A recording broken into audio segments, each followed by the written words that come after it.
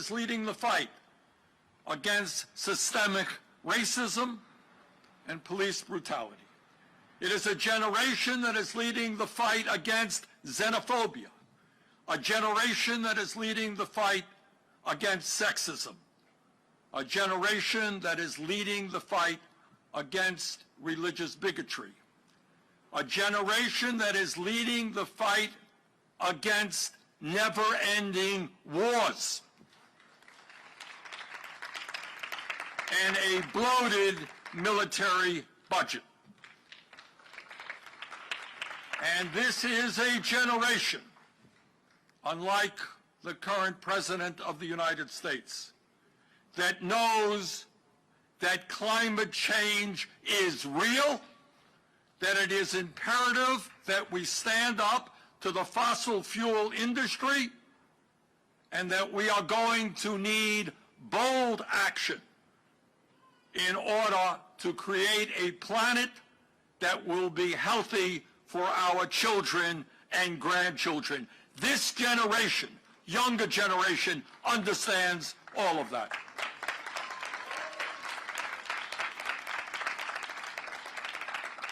But, and here is the but, as wonderful and idealistic as our young generation is, it has one major political shortcoming. And that political shortcoming is that this young generation does not vote in large enough numbers. The voter turnout among young people has improved in the last few years, but it still has a very long way to go.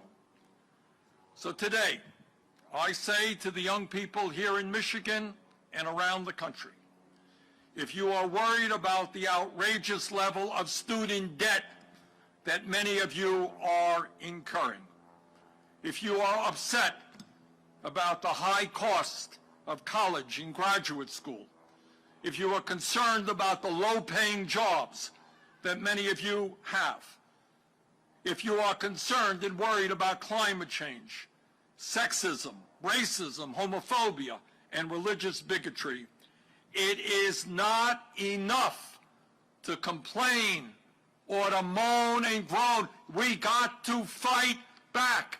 And the first way is to vote.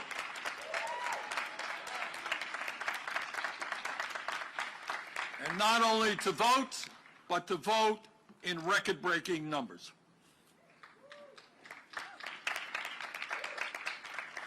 And let me say this again to the younger generation, that if you vote at the same percentages as older people in this country vote, not only will Biden win this election, we will transform this country. The future of America depends upon you. Now, all over this country, as many of you know, in many Republican-controlled states, and this makes me really very sad, officials in a variety of ways are trying to suppress the vote. They're cowardly. They are trying to make it harder for working people, poor people, people of color, and young people to vote. They want a low voter turnout because they think that will help them politically. Fortunately, that is not the case here in Michigan. In Michigan, not only has early voting already begun in every township in the state, but you can still register to vote online until October 19th and in person until Election Day, same-day registration. In other words, you can vote or register to vote right now, no matter where you live in the state. In addition, there are opening today new polling sites near 3 college campuses, East Lansing near MSU, as well as on campus at Western Michigan University and Northern Michigan University. Excuse me. Further, Detroit is opening 21 early voting sites across the city, which will be open 7 days a week until Election Day.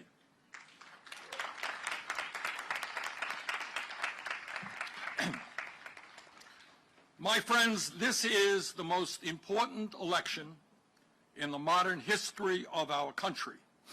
It is imperative that Joe Biden wins, that we have a Democratic House, including Debbie Dingell, and that we have a Democratic Senate, including your Senator, Gary Peters, who must be reelected. Now, I don't have to remind anyone here or in Michigan that in 2016, Donald Trump won this state and its 16 electoral votes by 0.2%. 0.2%.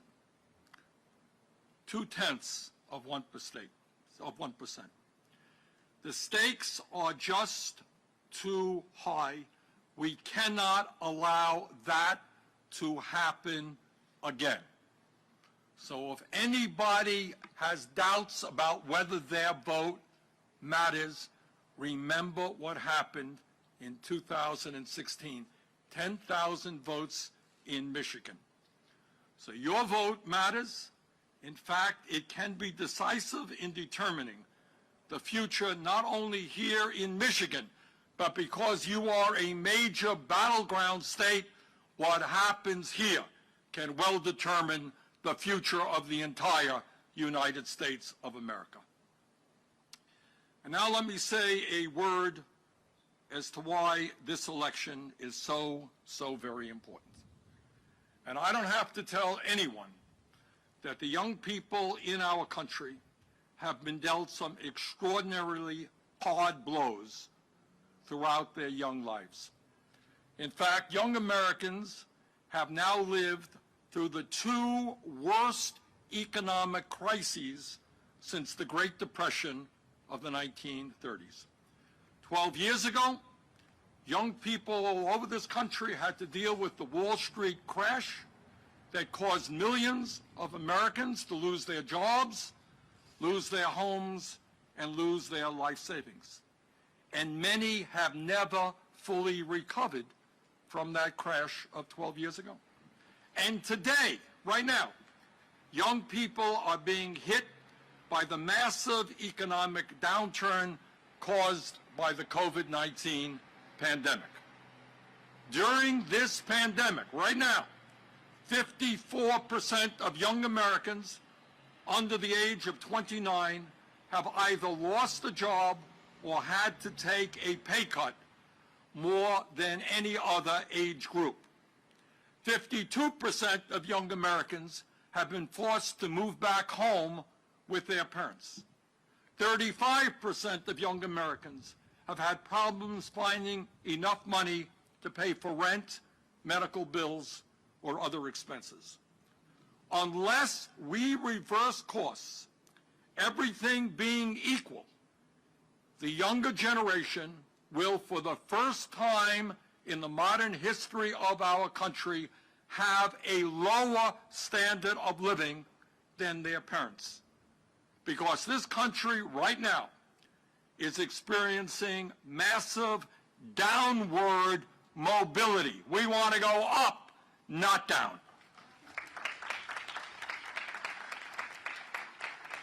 Young Americans today are making less money than their parents did when they entered the workforce. They have smaller savings accounts. They are less likely to own their own homes as the cost of housing has gone up and up and up. They are drowning in student debt.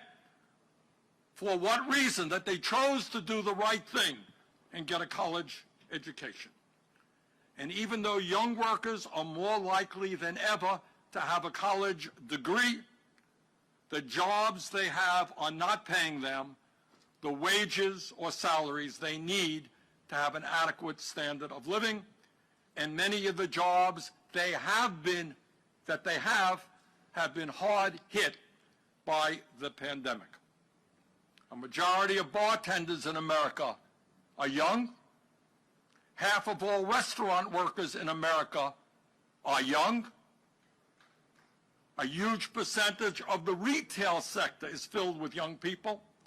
And these are precisely the industries that have been hit the hardest by the economic downturn. In other words, while many millions of young people are struggling to pay off outrageous high levels of student debt, many of them are forced to work for wages that are much too low, if they are lucky enough to have a job at all. And if we do not get our act together soon, this very bad situation will become even worse. Because according to the Department of Labor, the occupations that will create the most jobs in America over the next decade are home health care aides, fast food workers, and cooks, jobs that pay low wages and don't require a college degree. Let me be as clear as I can possibly be, and that is that in the richest country in the history of the world, we have got to do better than that. We need to create an economy and a government that work for all of us, not just the 1% and wealthy campaign contributors. Now, it is no secret, no great secret at all, that Joe Biden and I have differences of opinion. And as United States Senator, make no mistake about it, I will continue to fight for the principles that I have advocated for a very long time. I ain't going away. But I also want to tell you that in fairness to Joe, if his campaign proposals were to be implemented, they would significantly improve the lives of tens of millions of working families and would make Joe Biden the most progressive president of the United States since Franklin Delano Roosevelt. And frankly, I don't think our campaign has done a good enough job in talking about what Joe is fighting for. So let me take a few minutes to do that. When Joe Biden is president, and this is what is clearly in his state of principles, when Joe is president, he will make public colleges, universities, and trade schools tuition-free for working families. And he will substantially reduce student debt in America. Under Joe's plan, if you attended a 4-year public college or university and you earn less than $125,000 a year, he will cancel your student debt.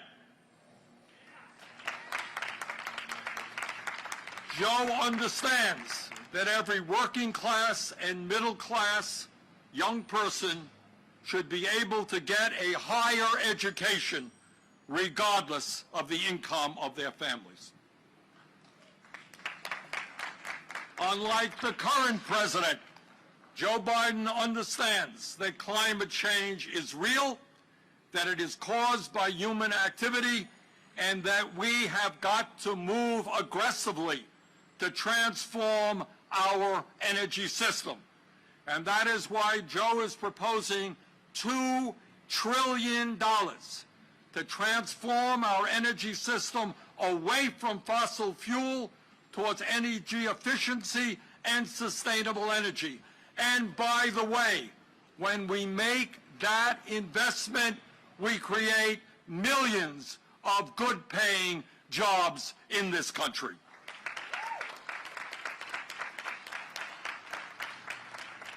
And when we talk about the need to raise wages in America, let's be clear.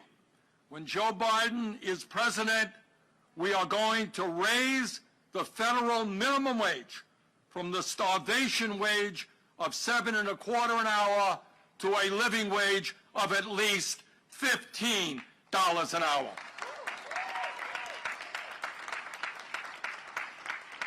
Joe understands that if you work 40 hours a week, you should not be living in poverty. And Joe also understands that it is absurd that women in America are earning 80 cents on the dollar compared to men. Joe believes, you believe, and I believe equal pay for equal work.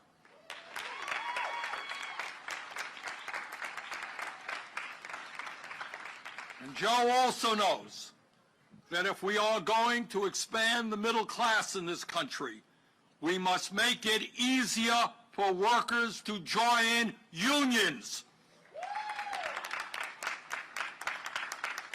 to engage in collective bargaining, and to end the heavy-handed corporate tactics that make it so hard for workers to unionize in our country. And Joe Biden also understands that we have got to stop providing corporate welfare to companies that are throwing American workers out on the street and moving to low-wage countries around the world. When Joe is president, he will sign an executive order to prevent companies that ship American jobs overseas from receiving a nickel in corporate welfare. And I'll tell you what Joe Biden also understands and what all of you know to be true. And that is, we have got to end the international embarrassment of the United States being the only major country on earth not to guarantee paid medical and family leave. How absurd is it? How absurd is it that the wealthiest country in the world cannot guarantee paid family and medical leave to its workers? When a woman in this country gives birth, she should not be forced to go back to work after 1 or 2 weeks. When a child gets sick, mom or dad should be able to stay home and not lose a day's pay. And that is why Joe Biden has proposed at least 12 weeks of paid family and medical leave for working families in our country. And when we talk about little kids and young children, we all know that our current child care system is a disgrace and is totally inadequate. Our children and their parents deserve high quality, reliable, and affordable child care. And that is why Joe has proposed universal pre-K education for every 3- and 4-year-old in the country.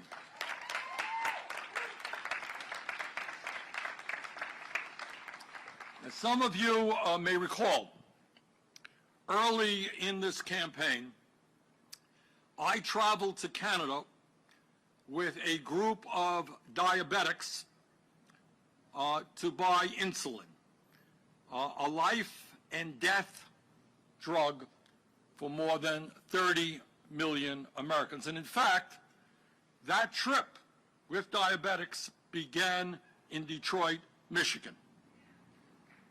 And here is what we found on that trip, and it's something I will never forget. And that is, you can go 15 miles into Canada, and you can buy insulin there for 1/10 of the price that it is sold here in the United States. No, you didn't mishear me. I said you can buy insulin in Canada for 1/10 of the price that it is sold here. Same company, same product, 1/10 of the price. And it's not just Canada, and it's not just insulin. While the drug companies, through their collusion, through their price fixing, and through their greed, make obscene profits every year, we end up paying by far the highest prices in the world for prescription drugs. 1 out of 5 Americans who get a prescription from a doctor cannot afford to fill that prescription. How insane is that? Joe Biden understands that we finally must have the courage to take on the greed of the pharmaceutical industry and lower the outrageous prices of prescription drugs in this country.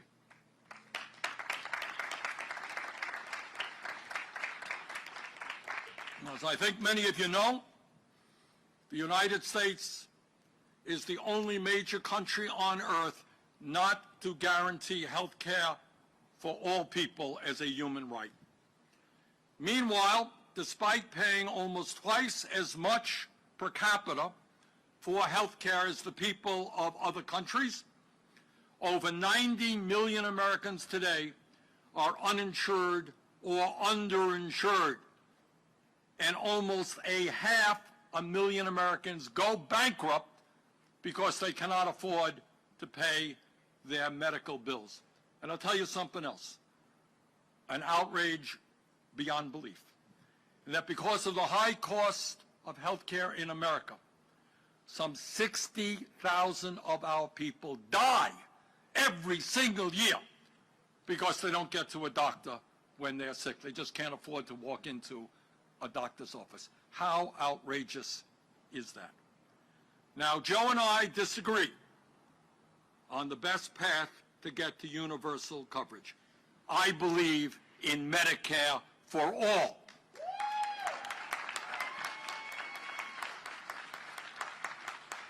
But while Joe and I disagree, I know that he will greatly expand access to health care and make it more affordable for tens of millions of people across this country. He will make sure that everyone in America has access to a public option similar to Medicare. He will lower the eligibility age of Medicare from 65 to 60, no small thing. He will expand Medicare to cover dental care and eyeglasses and hearing aids, and he will substantially increase funding for community health centers to make sure that millions of Americans get the primary health care and mental health care that they desperately need. Joe understands, as you understand, as I understand, as Debbie Dingell understands, that when you talk about health care, it's not just cancer and a broken leg. It is mental health care as well. Joe Biden also understands that we must end systemic racism in this country and that we cannot continue to have more people in jail than any other country on earth. And that is why Joe will end private prisons in America and private detention centers. And that is why we will make sure that no one in America sits in a jail cell because they are too poor to afford cash bail. Instead of more jails and incarceration, Joe understands that we need more jobs and more education. Joe Biden also understands that we are a nation of immigrants. My dad came to this country at the age of 17, and that we cannot continue to terrorize and demonize over 11 million undocumented people in America. And that is why Joe has proposed a comprehensive immigration reform plan and a path toward citizenship for the undocumented. That is why he will provide legal status to the 1.8 million young people eligible for the DACA program. And that is why he will end the disastrous ICE raids and develop a humane border policy for those who seek asylum. No more snatching babies from the arms of their mothers.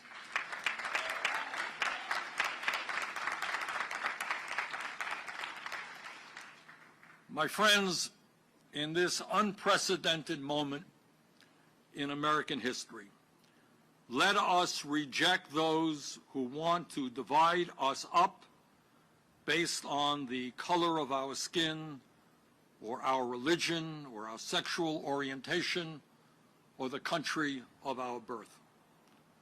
Let us come together as never before, black and white, Latino, Asian American, Native American, gay and straight, those of us who were born in this country, those of us who immigrated here. Let us come together to elect a Democratic Congress. Let us come together to enact the most progressive agenda in the modern history of this country. Let us come together to build an America that works for all and not just the billionaire class. And let us elect Joe Biden as the next president of the United States of America. Thank you all very much.